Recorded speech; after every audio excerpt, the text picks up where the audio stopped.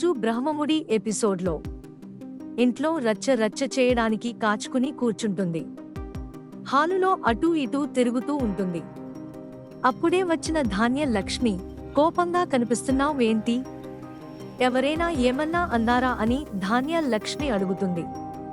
చెప్తాను, అందరికీ చెప్తాను, అందర్నీ బయటకు రమ్మనే చెప్పాను అని అనామిక అంటుంది.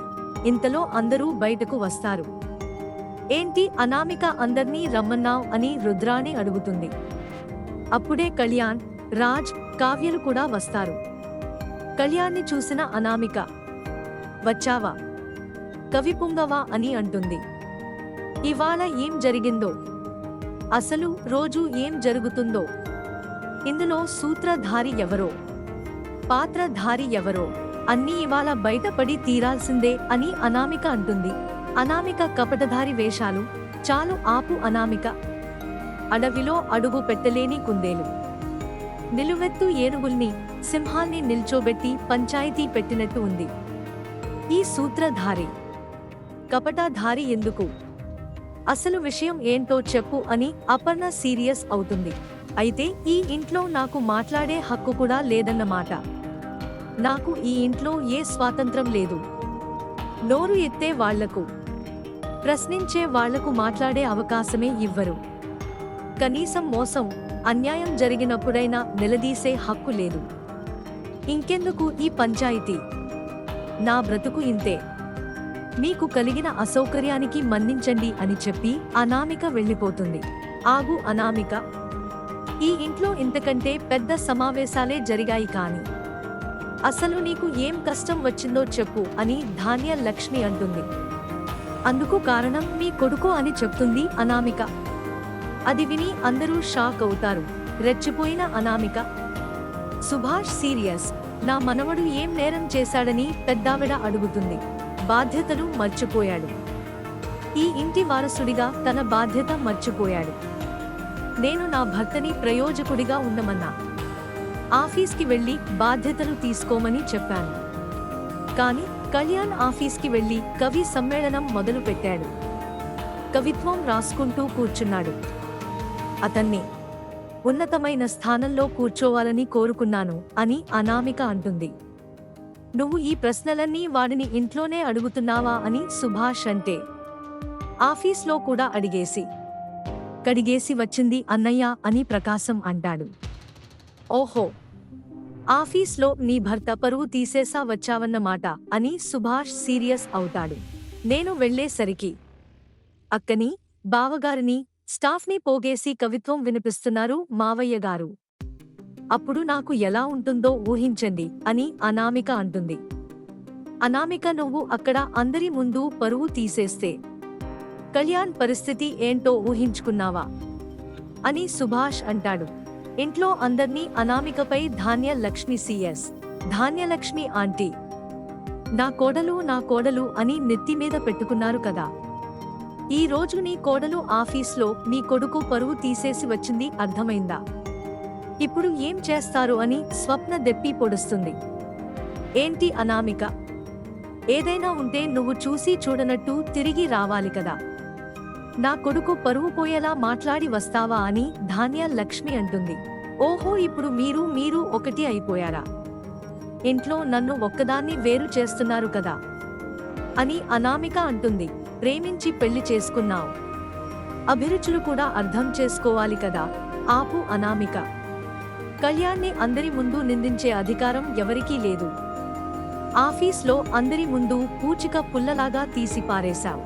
అక్కడ నేను కాని, నా భార్య, తమ్ముడు కానీ ఒక్కరం కూడా ఎలాంటి మాట మాట్లాడలేదు.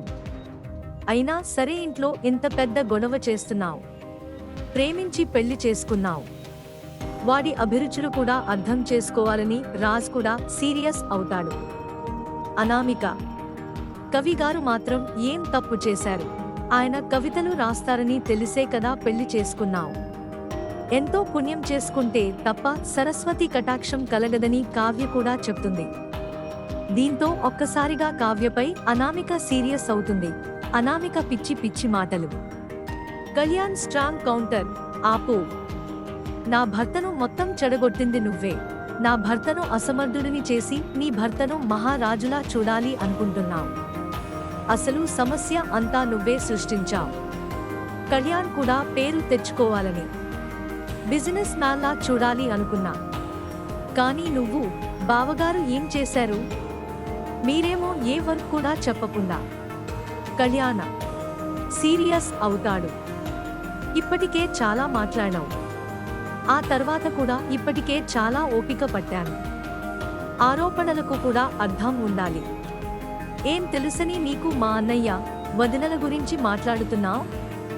ఏం అర్హత ఉందని నీకు ఇంతమంది పెద్దల ముందు గొంతు ఎత్తి అరుస్తున్నావు? ఇక్కడున్న అందరికీ గౌరవం ఉంది కాబట్టి నీతో ఇంత మర్యాదగా మాట్లాడుతున్నారు. కవిత్వాన్ని ప్రేమించా అన్నావు. కవులకు గౌరవం ఇస్తాను అన్నావు. ఇదేనా నీకున్న గౌరవం? నా గౌరవం గురించి పట్టించుకోవా? నా ఇష్టాలు నీకు తెలుసా? నేను ఎంచుకున్న దారిలోనే వెళ్తాను అని కళ్యాణ్ అనామికకు కౌంటర్ ఇస్తాడు. కళ్యాణ్ కవితల్ని విసిరి పారేసిన అనామిక, కోపంగా లోపలికి వెళ్లిన అనామిక పైనుంచి కళ్యాణ్ రాసిన కవితల్ని విసిరేస్తుంది. అది చూసి అందరూ ఒక్కసారిగా ఆశ్చర్యానికి గురవుతారు. ఈ పనికి మాలిన రాతలు, చెత్త కాగతాలు, వీటిని నమ్ముకుని నేను బ్రతకాలా? ఎప్పటికీ రాసుకుంటూ బ్రతుకుతానంటే చూస్తూ ఊరుకోవాలా అని గట్టిగా అరుస్తుంది. నీ అభిరుచుల కోసం నా ఆశల్ని చంపేస్తావా అని అనామిక అంటుంది.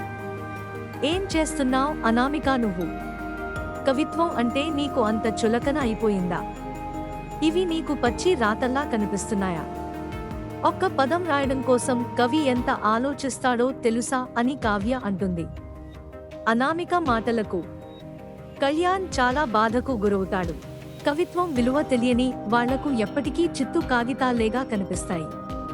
కాబట్టి కవిత్వం ఉన్నత ప్రమాణాల గురించి ఇటువంటి పామరులకు బోధించి కవిత్వం విలువ తగ్గించుడదని కళ్యాణ్ అంటాడు. అనామికకు కళ్యాణ్ గట్టి వార్నింగ్. కళ్యాణ్ బాధపడటాన్ని చూసిన పెద్దావిడ, ఆపు అనామిక, కవిత్వం గురించి ఇంకొక మాట మాట్లాడే హక్కు నీకు లేదు. నువ్వు కళ్యాణ్ని కళను చూసి చేసుకున్నావా, లేక వెనుక ఉన్న ఆస్తిని చూసి చేసుకున్నావా? ఆస్తి చూసి చేసుకుని ఉంటే ఇంకొక 10 తరాలు కూర్చుని తిన్నా తరగనంత ఆస్తి ఉంది. కాబట్టి నువ్వు వచ్చినట్టు శిల్పాన్ని చెక్కినట్టు నువ్వేం చేయాల్సిన అవసరం లేదు. వాడి కవిత్వాన్ని కించపరిచే అధికారం నీకు లేదు. ఇంతమందిలో ఒక ఆడపిల్లను ఏమీ అనేలేం కాదు కాబట్టి నువ్వు బ్రతికి పోయావ్ అని ఇందిరాదేవి అంటుంది. ఆగు అనామిక, నేను చెప్పేది కూడా విని వెళ్ళు. నేను నీ కోసం బ్రతకను. నాకు నచ్చినట్టుగానే బ్రతుకుతాను. ఇది నువ్వు జీర్ణం చేసుకుంటేనే ప్రశాంతంగా ఉండగలవు అని కళ్యాణ్ కూడా వార్నింగ్ ఇస్తాడు. ఆ తర్వాత కళ్యాణ్ బెడ్రూమ్కి వెళ్తాడు. ఈ రోజు వాలంటైన్స్ డే కదా, నేను రాసిన ఈ కవిత నీకు ఇద్దామనుకున్నా. కానీ దీన్ని చదివే అర్హత నీకు లేదని కళ్యాణ్ పక్కకు విసిరి పారేస్తాడు. అది చూసిన కావ్య ఆ లెటర్ను చదువుతుంది. ఆ తర్వాత ఆ లెటర్ను అనామికకు తీసుకెళ్లి ఇచ్చి కళ్యాణ్ కవిత్వం గొప్పతనం గురించి చెప్తుంది. ఇక ఇవాటితో ఈరోజు ఎపిసోడ్ ముగుస్తుంది.